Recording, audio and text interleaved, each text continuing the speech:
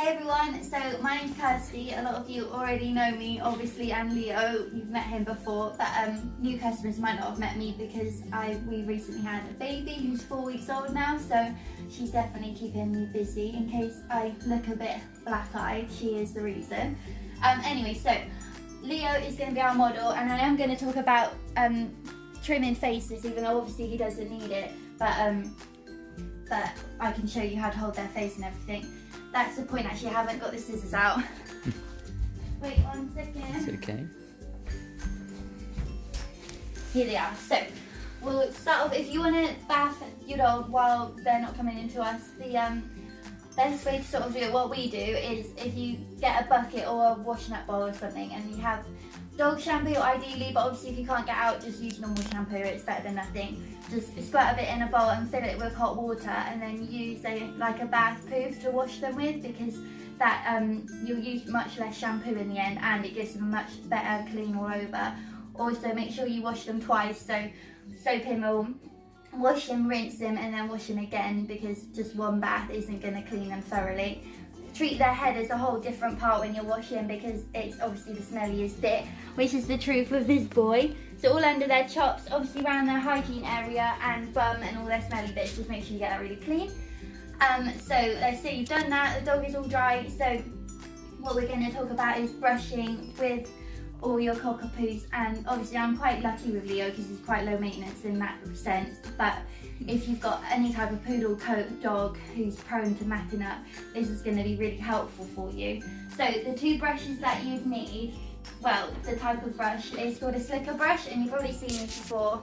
So even though they feel like they're quite stiff and sharp, they are in a way, because they've got to get through the curly coat, but it's not going to hurt your dog at all as long as you brush evenly. So if I showed Leo, if I do it lightly, you're brushing, you're not going to twist your wrist, so you don't want to do that because that will make a rash on your dog's skin. You just need to move your whole arm like this, just in straight motions, because that will just get an even pressure across your dog's coat and get right down to the skin. Obviously you've got to imagine this is a big woolly coated dog which needs a proper brush out. So yeah, that's what you do. And then once you've brushed him all over, you would check that you've got all of the tangles out with a metal comb, which you would use right down to their skin to check that you are getting every piece of every knot out. And so obviously it's really easy to brush their back, but you need to make sure you're brushing all down their legs, all under their armpits. That's really prone to getting knots under there, all their belly, around their back of their ears. Leo actually has got a few tangles around his ears today, so we are going to be getting those out. But especially with your curly coated woolly dogs, you need to make sure you're getting all the areas that are kind of hard to get to, and they probably won't like it that much, possibly, but you've got to just... Second pair of hands would help. Second pair of hands, distracting them, and make sure they're up on a table like this if possible, because it's not so easy for them to run off and they'll know that you're not playing and you're not having a game, you're trying to do something. Obviously treats and nice things always help as well. So if you want to show... So Leo, with Spaniels especially, when they've got lovely ears like this, they get very knotty in behind here where it's thicker. So what I would do, the little brush is good for this because you can get right in behind, right in where you need to be to get your tangles out. A lot of the time with a good brush like this, you won't need to cut any of them out, because as you do an even sort of brush, once you comb it, you will have already got them out, which is great because then you won't have a big hole where you've had to cut something out, and it just looks better at the end. So hopefully, if you just make sure you're brushing most days, you aren't going to get any mats build up, because our dogs go in and out of the sea all the time, getting wet and dry, which is what causes mats. You're being a good boy, Leo. Run that way a minute. So you're holding the ear up here? Holding it up, yep, so you can get in behind. And you'll feel that as you're getting the knot out, even with the brush, because you can see there's fur in there now, and that's getting through the knot really easily without me having to cut or clip anything out, which is great because I hate clipping knots out of my boys' ears because they're so beautiful. So now I've got my metal comb. To be honest, you don't need to buy a proper grooming one, obviously. Any comb, if you've got one around the house, is going to be fine. It's the brush is more important that you get a good one. because a normal human brush isn't really going to do the trick, even though your dog might seem like he likes it a bit more, because the bristles won't be as stiff. It isn't going to effectively brush them the same. So look, as you can see, that has all come out really nicely now, which I'm happy about, because... Should we compare the other ear? Yeah. So that's a lovely, nice combed out ear. And then this ear. This one's a bit worse than that one actually, because you can see here, that is a mat there. So you can see that it's matted fur together, and I can try and brush it out. I always try to brush it out first before cutting it out when they look like that, because mostly you should be able to get it out, but it's one of those when you need to, if it's pulling the dog too much and it seems like it's hurting, then you've got to just cut it out, unfortunately. But he seems pretty happy with this at the moment. And baby's still quiet, so we're winning. Don't speak too soon. I know, touch wood, touch everything. She knows she can hear me. So I'm getting there with this one now. In a second I'm gonna do trimming of the eyes and everything as well. We'll just cover brushing first. This is really important on all sort of cockapoos as well, because they've got the spaniel ears, so you'd use a similar technique on getting the knots and mats out of their ears too. I mean, cockapoo, it probably takes a little bit more work because Leo's got nice straight ears, but obviously with curls and stuff like that, you need to commit a little bit more to so even though that, combing. So if you're brushing, you might think, oh, I've got it out, but you haven't, because if you think, oh, okay, I'll just check it with my comb, but then you get here and it's not going through. It's caught on the mat. So that's when you know you've got a knot, and it's really easy to hold. This is a good knot because it's not right next to his skin, so it's going to be quite easy to get out. So what I'm going to get out is a pair of scissors now to just trim it out so that it's gone and it's not pulling in anymore, and it's just, that's really easy to do. So, there was it a minute. So you're locating the knot with the comb. Yeah, and then I found it here, so I'm just got it there like that. Holding it nice and away from the skin. Yeah, but always point the scissors away from the dog's skin like that, and then we just cut it out. Because at this stage, when we're just stuck at home and you can't get your dog to actually get done properly, the main thing is to just get any knots out of them, and no matter what it looks like really, because knots cause lots of discomfort to dogs. So the main thing is to just remove them, so you don't have to worry about it pulling their skin anymore.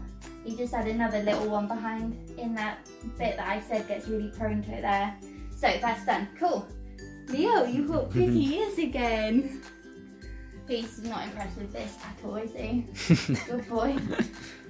Right, so obviously most of you have got fluffier dogs which haven't got a lovely clear face like mine have. So what we need to imagine now is that you do your groom and it's really overdue, and the dog's hair is just all in front of their eyes, and that's no good at all because they can't see, and it's messy and it's just not good at all. So what you would do is any type of scissors really. I mean, obviously I've got mine, but you might be more comfortable with some that are a bit smaller possibly. If you've got anything ranging between that sort of size scissor to that would be as big as you would want to go. Like, you don't want to be trying to use big enormous kitchen scissors, because that's, your dog is going to be like, oh my god, what are you trying to do? So if we're looking at his face here, you need to try and be, this is a time when you need to try and be confident with it, because your dog is going to know if you're feeling a bit worried about it, and if this is a time when he could move suddenly and it could be a bit dangerous. So you just have to be really careful and just steady and careful and slow, and you'll be fine.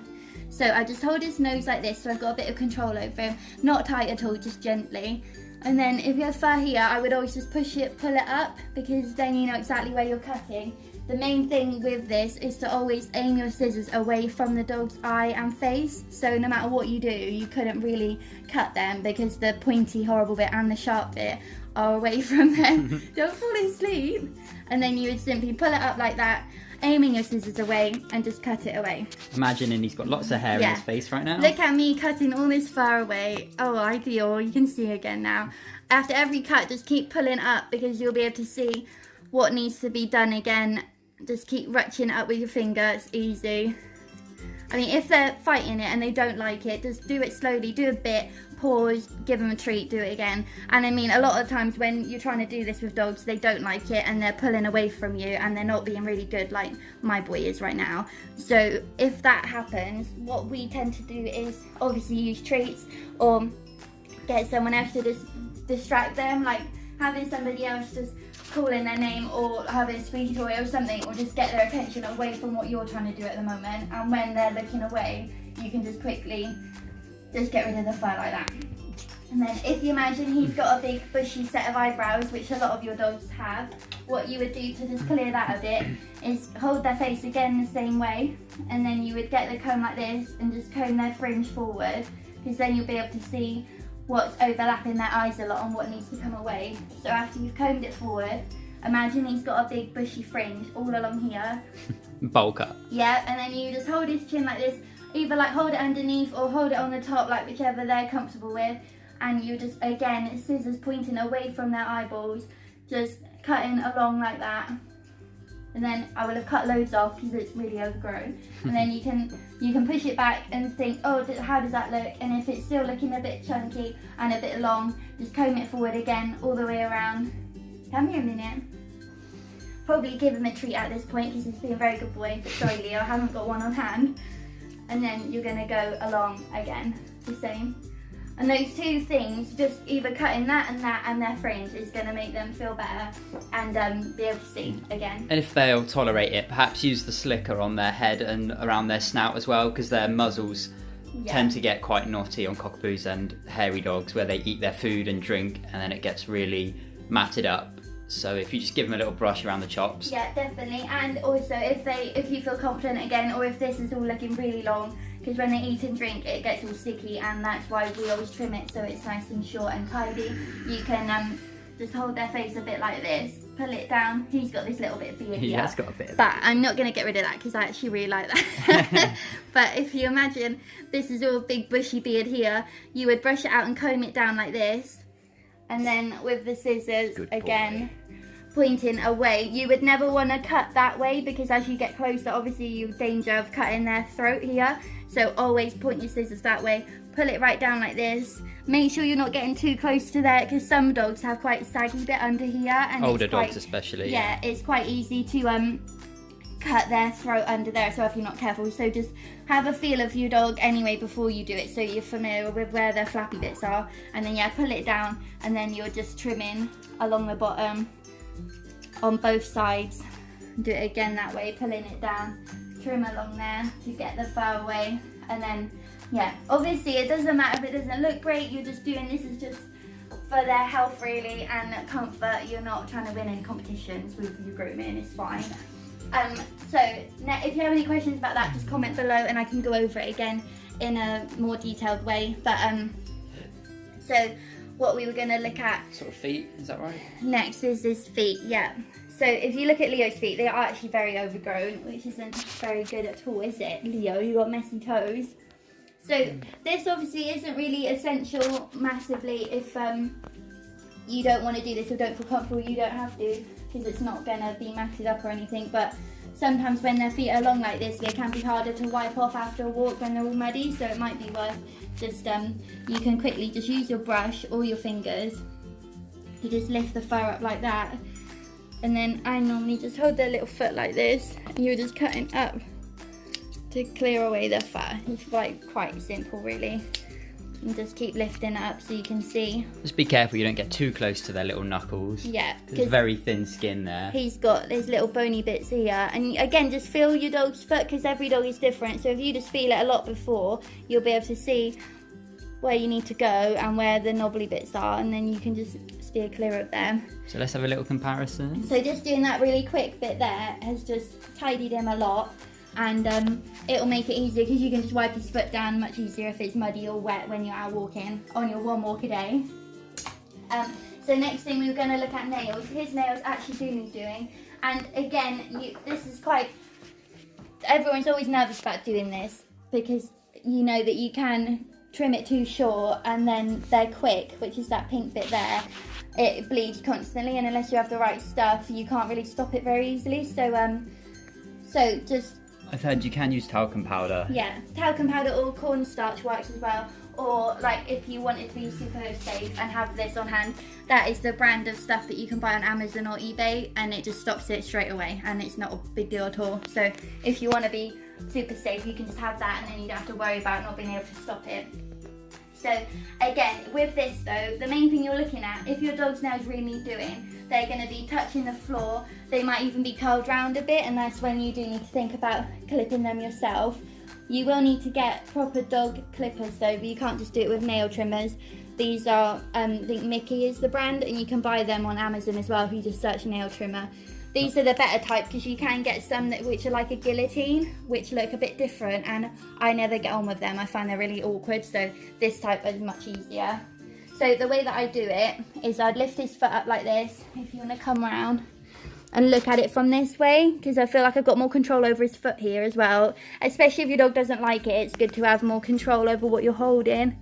And then literally just take the very end off, because the important thing here is that you're keeping on top of it. You don't need to worry about getting it as short as it'll go, because you're just doing it for the meantime. Like, don't stress out too much about it. I'm just really taking the ends off just to keep on top of it, really. So that would be fine. The main thing is that they're not growing down into his pad or being really uncomfortable, because we've seen some dogs, especially fluffy dogs, because you can't always see their nails and you don't realise they're as bad as they are, so you do need to make sure you're checking them whilst they're not coming into us and getting checked as well.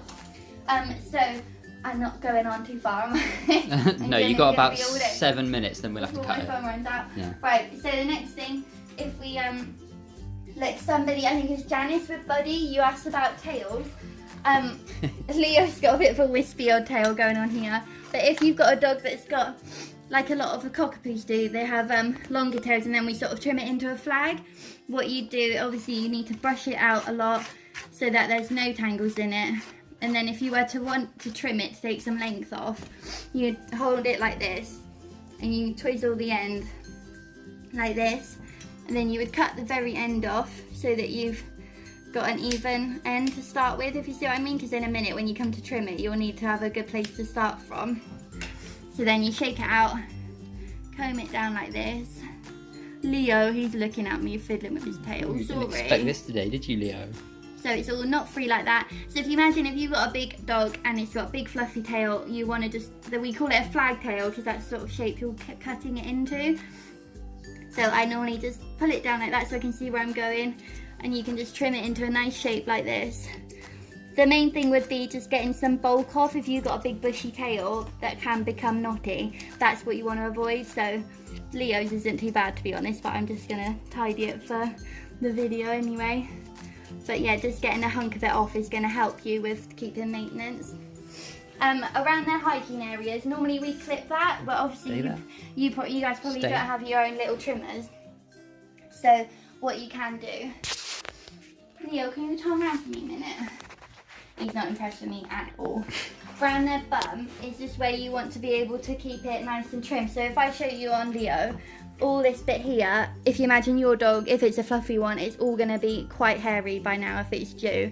You can use scissors, again, always away from the dog, and if you can help it, just brush their fur up so you're not getting majorly close to the skin, because that's when it's really bad. If you were to cut close and cut a slit there, it would like open up and then you've got a real big wound on your hands. Because we'd normally use clippers in the shop, but at home you're dealing with scissors, so just be a bit careful. You've got, I mean, if you fancy buying some little trimmers, then obviously you can, and then it's easier. But these are the little black ones that we use to do stuff like that, because they're just cordless and they're easy.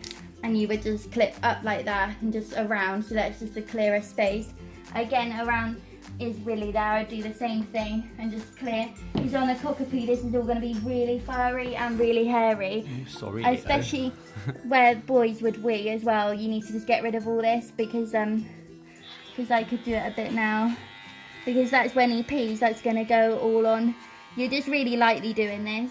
And again, if you haven't got clippers and you don't want to buy any for this little bit of time, you can use scissors. It does mean getting quite personal with your dog, because you're going to have to hold his bits a little bit just to see that you're not going to get too close when you cut it. But yeah, you could just cut away this lot in the front so that when he does pee, it's not going to be going all over his fur. But it's really just minimal. What you're concentrating on is just getting it so it's cleaner and hygienic and not dirty and just easy for you to maintain, really. I think I'll do this will be like the first of a few videos that we're going to do, so I don't want to go on too much for this one. So if you've got a Labrador, or a dog that sheds like my boy does, I'm probably just going to do that in a separate video, showing you different things and different tools you can use to de-shed your dog at home as well. And I'll just show you quickly how to clean your dog's ears. This is the solution that we use in the shop. It's Wild and it's called Easy Ear, and you can buy it on Amazon. So if you wanted to use that, you could just order yourself some to use while you're doing it at home, because it is important to keep ears clean, especially spaniels and dogs that have ears that don't stick up and get air circulating on their own. That if they're flapping down like this, you can run into problems. So his ear is a little bit waxy here. I mean, even if you can't see wax on your dog's ear, it's worth just freshening them up anyway, because it keeps them clean and keeps them healthy. So you would just squirt a bit of that solution onto here, and if you haven't got that, even just having a cotton wool bud with like a bit of water on, or even a normal face wipe that you might have, you could just use that, because either way it's gonna be better than nothing, and freshen it up. Obviously use sensitive mild ones, and then you won't irritate their skin. And I'm not going in the ear canal or down at all, I'm just really doing the exterior bit, just giving it a nice, because there is a bit of brown coming off there, just giving it a nice little freshen up, which some dogs really don't like that either. So mostly though, if your dogs will come to us, they're used to having all this stuff done, so the question will be whether they are acting up because you're trying to do it, or they've just developed a hatred for it. But hopefully they'll be fine and let you do it just as well as they let us do it. And one other thing is that try and get your dog up onto a dining table or any kind of surface, because if you're trying to do it on the floor, yeah, they're going to think that you're not serious and try and run off. And put a towel or something down so that they're not skidding around and feeling unsafe up there. But I think, was that everything today? I think. Till the next video, yeah, I think so. Till the next video. I mean, it's very uncertain in what's going on, and I hope you're all keeping not too bored being stuck at home. But yeah, I mean, we can always start talking about if we need to start taking length of their bodies, which, depending on how long we're going to be in this situation, might be what we end up doing. So, but we'll get to that when we know more of what's going on. But anyway, if you've got any questions at all, just comment on this video or send us a message, because like I said, we're just at home, so I'm free to answer any questions you might have about anything. And yeah, I hope your dog is as well behaved as mine's just been, because he's going to fall asleep, looks like. Some of you might have noticed that Juno is not here, because she would have not been as well behaved as him, so she's upstairs for a minute. But I am going to do her ears in a second as well. But excuse me, I think that's everything. Comment below and I'll yeah, put another video up in a couple of days. Thanks guys, bye!